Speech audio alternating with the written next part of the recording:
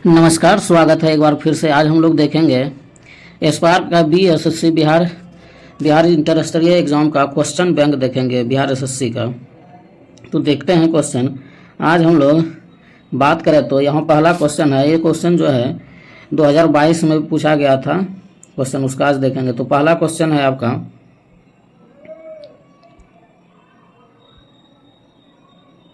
पहला क्वेश्चन की बात करें तो निम्नलिखित में कौन सा युग्म सुमेलित नहीं है। तो बात करें तो यहाँ पूछा गया है कौन सा युग्म सुमेलित नहीं है। तो पहला है आपका सेल्वास आपका हो जाएगा। सेल्वास दक्षिण अफ्रीका का, ये सही है। फिर आप बात करें पंपास आपका वेल्ड है आपका अफ्रीका का। डाउन्स भी है आपका ऑस्ट्रेलिया का। लेकिन पंपास जो है आपका ये घास का मैदान, ये आपका हो गया गलत मिलान होगा, सुमेलित सही नहीं है। क्योंकि यह पंपास का जो है न पाया जाता है दक्षिण अमेरिका में, अर्जेंटीना इधर पाया जाता है पंपास का। तो आपका यहाँ क्वेश्चन है कौन सा युग्म सुमेलित नहीं है। तो आपका इसमें हो जाएगा बी नंबर सही आंसर होगा, क्योंकि ये सुमेलित नहीं है। सेल्वास होता है दक्षिण अमेरिका में, वो भी सही है। वेल्ड अफ्रीका में होता है, डाउन्स ऑस्ट्रेलिया में होता है। तो पहला का आंसर यहाँ हो जाएगा बी नंबर हो जाएगा। 2 नंबर की बात करें क्वेश्चन का, तो 2 नंबर में क्वेश्चन है आपका 2 नंबर का है कि भारत के संविधान का अनुच्छेद 157 किससे संबंधित है। राज्य की कार्यकारी शक्ति से, राज्यपाल की नियुक्ति से, राज्यपाल की नियुक्ति के लिए योग्यता से। आपका इसमें आंसर हो जाएगा राज्यपाल के रूप में नियुक्ति के लिए योग्यता से संबंधित है। अर्थात राज्यपाल बनने के लिए उम्र मिनिमम 35 वर्ष चाहिए, और जिस राज्य का राज्यपाल बनाना है तो उस राज्य का निवासी नहीं होना चाहिए, और इसकी नियुक्ति राष्ट्रपति के द्वारा किया जाता है। इसका चर्चा अनुच्छेद 155 में है। फिर आगे बात करें तो अगला क्वेश्चन है आपका, ये आपका ज्योग्राफी से क्वेश्चन है। इसका बात करें, दक्षिणी गोलार्ध में समताप रेखाओं का कम टेढ़ी मेढ़ी होने का प्रमुख कारण है। जो दक्षिणी गोलार्ध में बात करें तो पृथ्वी की बात करें तो पृथ्वी के उत्तरी गोलार्ध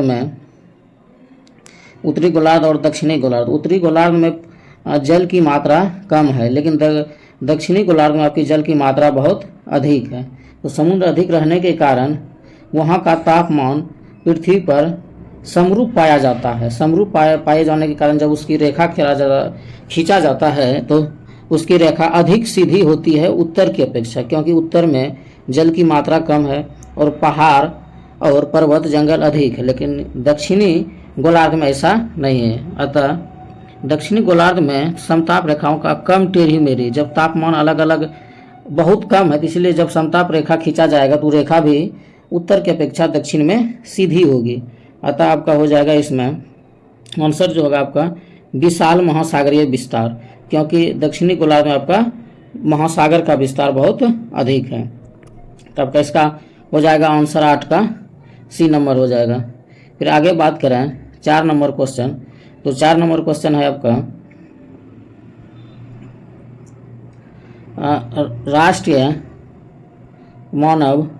राष्ट्रीय मानवाधिकार आयोग का अध्यक्ष किसे नियुक्त किया जाता है। इसकी बात करें तो उच्च न्यायालय की कोई भी न्यायाधीश से भारत का सेवानिवृत्त मुख्य न्यायाधीश। आपका इसमें आंसर हो जाएगा बी नंबर आंसर हो जाएगा। यह राष्ट्रपति के द्वारा प्रधानमंत्री के सलाह पर किया जाता है। इसका आयोग का जो अध्यक्ष होता है, इसका कार्यकाल 3 वर्ष के लिए होता है और अधिकतम वर्ष 70 वर्ष के लिए होता है। अब आगे बात करें तो 5 नंबर है, राष्ट्रीय खेल दिवस कब मनाया जाता है। तो यह 29 अगस्त को हो जाएगा। 29 अगस्त ये हॉकी के जादूगर मेजर ध्यानचंद के जन्मदिन पर मनाया जाता है। इसका जन्म 29 अगस्त 1905 ईस्वी को हुआ था।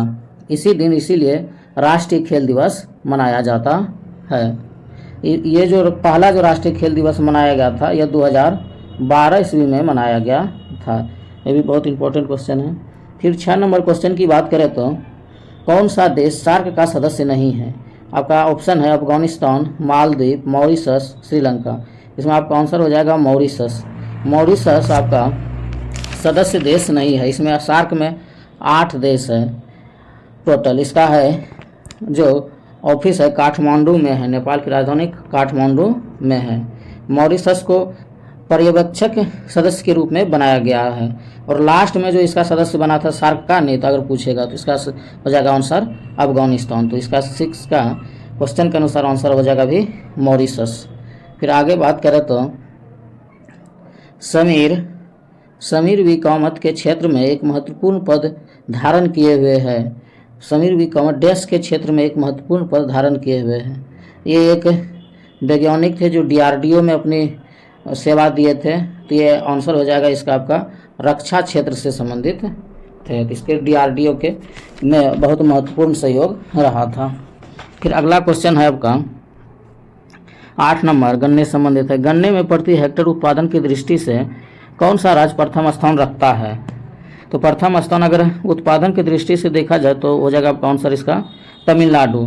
लेकिन अधिक पूछा जाएगा तो इसका अधिक हो जाएगा। तो अगर सबसे अधिक कौन उत्पादन करता है तो आपका उत्तर प्रदेश होता है। और चीनी मिल की संख्या बात करें तो तब महाराष्ट्र में चीनी मिल की संख्या अधिक है। और गन्ने का जन्मभूमि भारत को कहा जाता है। ये भी बहुत इंपॉर्टेंट क्वेश्चन है आपका।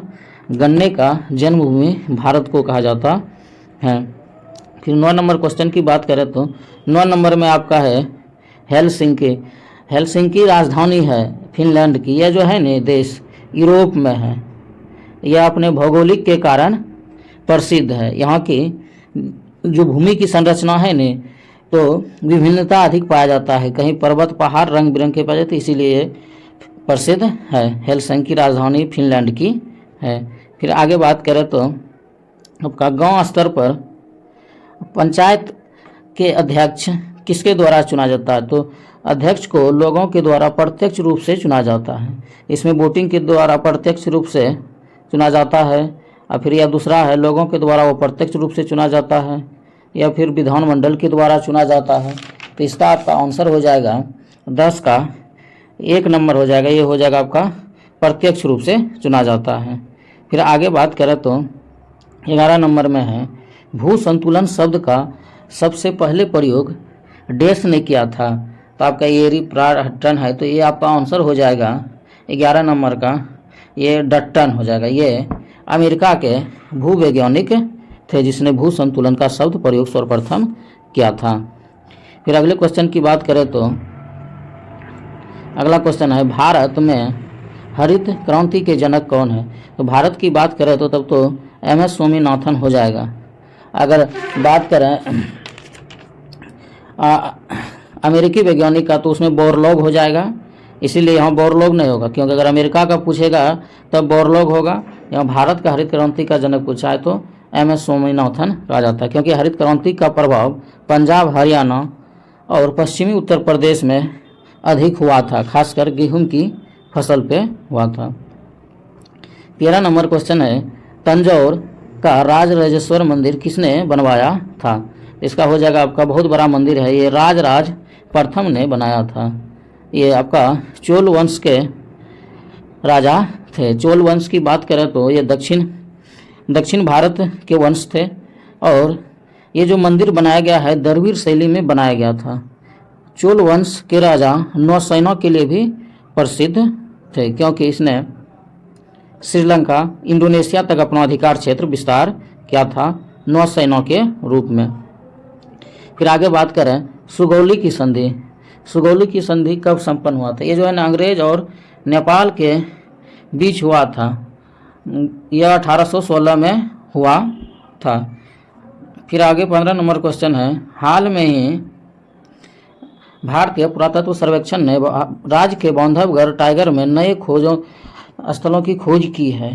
तो ये हो जाएगा आपका मध्य प्रदेश में एक स्थान है।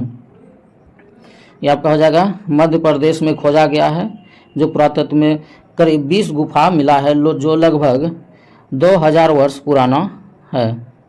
16 नंबर का है क्वेश्चन निम्नलिखित में से कौन सी संस्था भारत का राष्ट्रीय लेखा सांख्यिकी तैयार करने के लिए उत्तरदायी है? ये आपका 1 नंबर ही आंसर हो जाएगा केंद्रीय सांख्यिकी संगठन। इसके द्वारा तैयार किया जाता है। नीति आयोग का तो स्थापना बाद में किया गया। और बैंकों का जो भारतीय रिजर्व बैंक, एक तो आर्थिक वाला हो गया कम, तो आपका आंसर इसका हो जाएगा केंद्रीय सांख्यिकी संगठन। 13 नंबर की क्वेश्चन की बात करें तो 13 नंबर में है, निम्नलिखित में से किस देश का मानव विकास सूचकांक में 2021 ईस्वी में भारत से ऊंचा स्थान था? इसमें हो जाएगा आपका श्रीलंका आंसर हो जाएगा, 17 का डी हो जाएगा। फिर अब बात करें तो 16 नंबर का हो जाएगा, 18 क्वेश्चन हो जाएगा, सुभाष बोस आपदा प्रबंधन पुरस्कार 2022 किससे विजेता कौन है? तो आपका हो जाएगा ये विनोद शर्मा। भाषा सम्मान पुरस्कार दिया जाता है, भाषा सम्मान पुरस्कार दिया जाता है आपको ये सी नंबर हो जाएगा, साहित्य अकादमी के द्वारा, साहित्य अकादमी के द्वारा दिया जाता है भाषा सम्मान पुरस्कार दिया जाता है, तो 19 का सी आंसर हो जाएगा। फिर 21 नंबर का क्वेश्चन है आपका, निम्नलिखित में से किसने on board test trial and triumph my years in BCCI आत्मकथा लिखी? तो ये हो जाएगा आपका रत्नाकर शेट्टी के द्वारा लिखा गया था आत्मकथा, तो इसका आंसर हो जाएगा आपका रत्नाकर शेट्टी।